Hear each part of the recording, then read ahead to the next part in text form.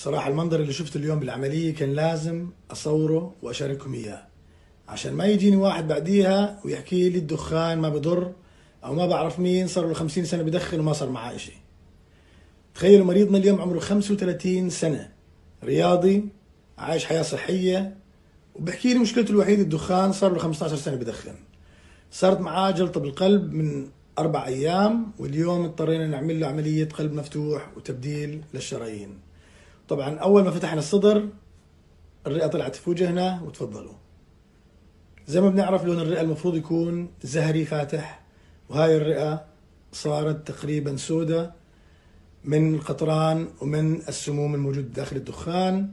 والأخطر من هيك الفقاعات الهوائية اللي شايفينها، اللي ممكن بأي لحظة تنفجر وتهدد حياة الشخص. فلما نحكي عن الدخان احنا ما بنحكي بس عن السرطان، 100 مرض ممكن الدخان يا يسببها دايركتلي يا اندايركتلي. فوالله ما بدك اياه. اذا كنت بتدخن او بتعرف حد بدخن انصحه قبل فوات الاوان، لانها والله ما هي مستاهله.